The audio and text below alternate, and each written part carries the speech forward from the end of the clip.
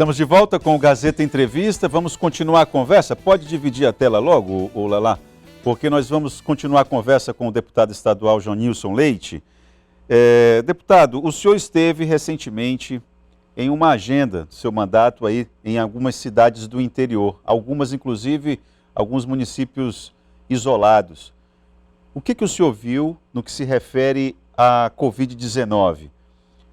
O senhor voltou surpreso? Essa surpresa, que tom tem? Olha, Itan, não voltei surpreso, porque a gente tem percebido, né, a política nacional, né, que tem sido desenvolvida no combate à pandemia Covid-19. E eu caracterizo essa política nacional como uma política deficitária e irresponsável, e, em certa medida, até cúmplice do avanço da pandemia no nosso país. Isso acaba capilarizando e refletindo nos estados e municípios. Objetivamente, o que eu estou lhe dizendo é que hoje nós estamos com 420 mil mortos no Brasil.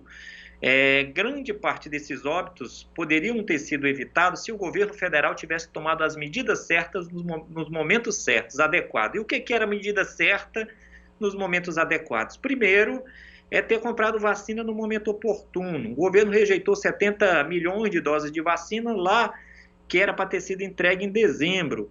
Isso tem um resultado, ou seja, isso tem um desdobramento, e o desdobramento é o avanço do número de casos e mortes que já aconteceram no Brasil. Depois foram mais 40 milhões de doses rejeitadas, não negociadas.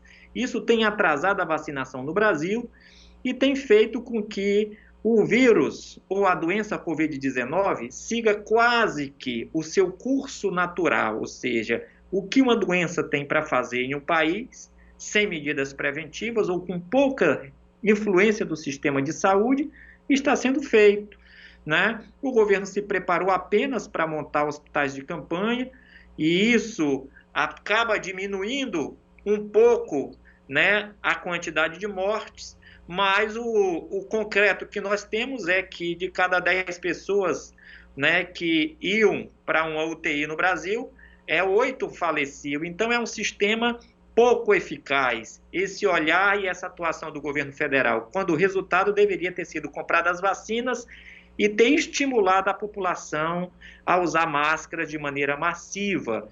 O governo tratou de estabelecer uma antítese aí, uma briga entre a necessidade de trabalhar e se cuidar.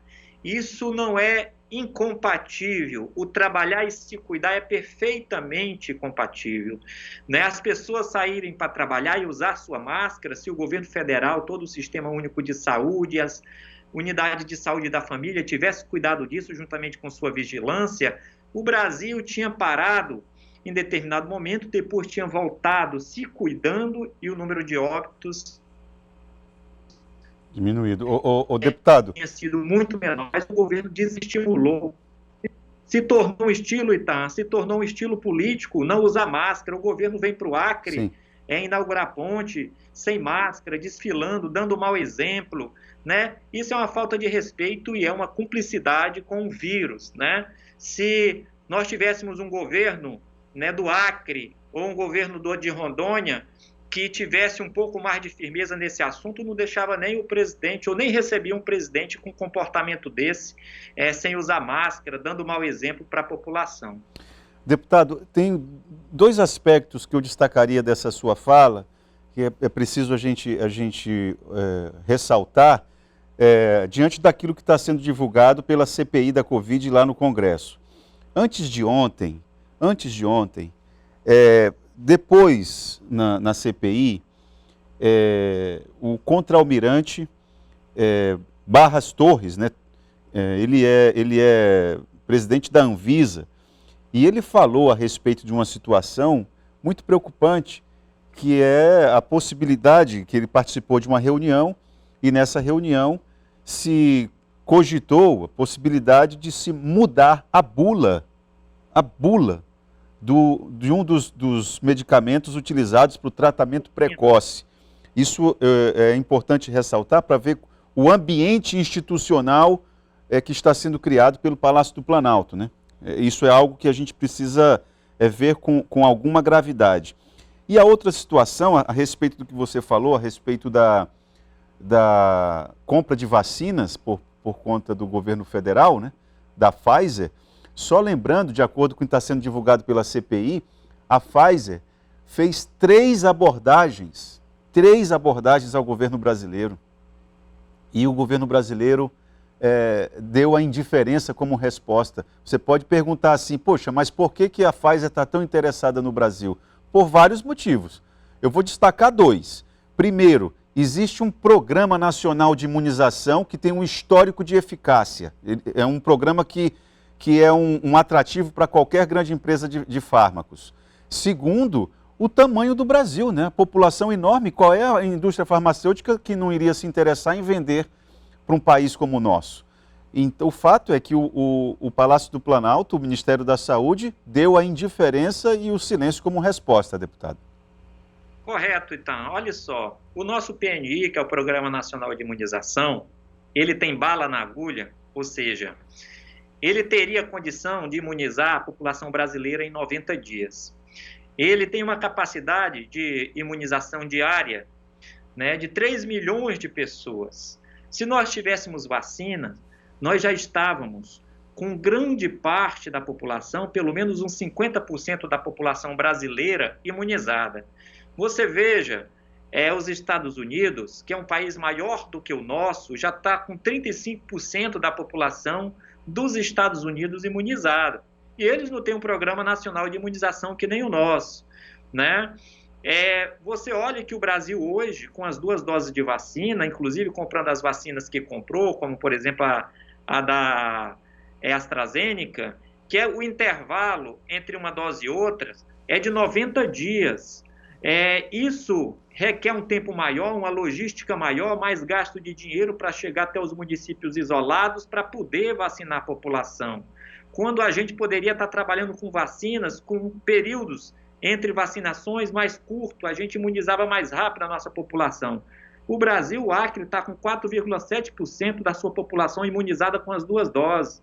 O Brasil está com 8%, mais ou menos uma média de 8,8% da população brasileira imunizada com as 2 doses. Você sabe quando é que nós vamos ter concretamente o efeito da imunização no Brasil? Quando a gente tiver com pelo menos 50% da população imunizada com as 2 doses. Enquanto isso não acontecer, nós vamos estar naquela questão do sobe e desce, sobe e desce, sobe e desce. Por quê? Por conta do baixo percentual de imunização. E esse sobe e desce tem um custo, e esse custo se chama vida. E isso está acontecendo porque quem era responsável por tomar as decisões corretas, concretas, objetivas e para salvar a vida era o governo federal, e não fez. E, inclusive, negligenciou as medidas, digamos assim, preventivas? Por exemplo, o uso da máscara. Além de não ter a vacina, ainda subestimar as pessoas se cuidarem, e sair por aí de cara limpa, sorrindo, estimulando seus aliados políticos a não usar máscara, e também a todos os seus admiradores a seguir o mesmo roteiro, né? Deputado, aqui no Acre, o senhor, na condição de médico infectologista, o senhor tem receio de uma terceira onda? Tenho, é possível acontecer, então. Observe bem, né? Nós estamos com 4,4% da população, 4,7%, desculpe, 4,7% da população acreana imunizada, com as 2 doses. Isso significa que, à medida que a população sai para a rua sem usar máscaras, a possibilidade de infecção é clara e é nítida, pode acontecer o aumento da infecção. Então, assim, quando aumenta a infecção, aumenta o número de casos e pode vir a terceira onda. Isso não está descartado. Agora, se nós tivéssemos com 50% da população vacinada, se as 700 mil doses tivessem sido compradas lá da Sputnik, que é uma única dose para imunizar a população, se o governo não tivesse rejeitado essa vacina que está sendo usada em mais de 60 países com eficácia e segurança, nós estaríamos aqui no Acre também em outro patamar.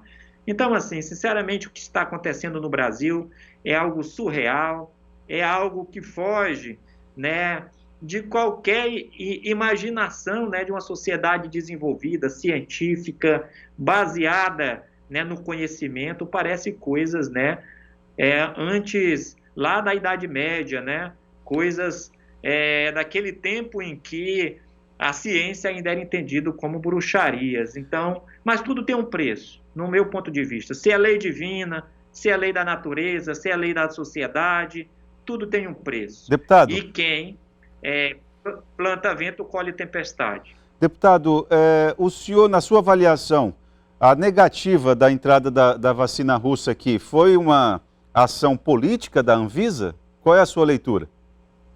Um posicionamento político, com certeza, não tenha dúvida disso. Como é que uma vacina que está sendo utilizada com eficácia, e o questionamento foi segurança, com segurança também.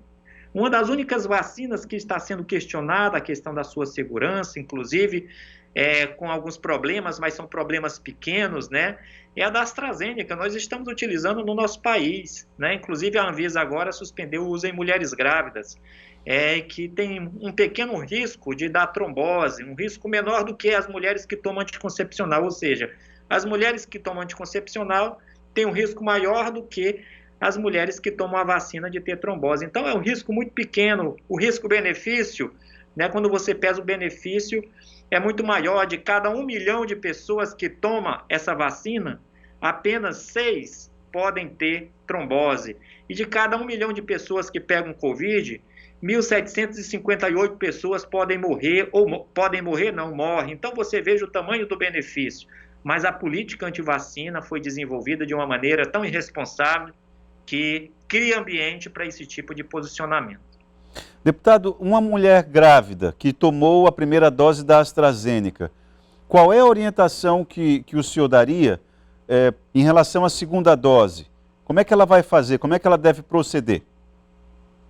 Agora, como está proibido, na verdade, como está suspenso, né, para as mulheres grávidas a AstraZeneca, ela vai refazer o ciclo dela com a outra vacina, que é a Coronavac, né?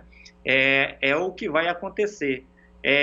Ou nós temos que aguardar um segundo posicionamento a partir de notas técnicas que o Ministério da Saúde expede, né? Eu não estou antecipando aqui, né? Esse meu posicionamento foi um posicionamento lógico, mas nós temos que ver o que diz a nota técnica da Anvisa em relação à alternativa para essas mulheres e como se dará. Até mesmo porque as vacinas elas foram feitas em estudos, na verdade, a sua segurança e eficácia foram feitos em estudos em separado. Não as pessoas tomando dose de uma mais a dose de outra. Foram feitas as pessoas tomando doses separadas, estudos separados.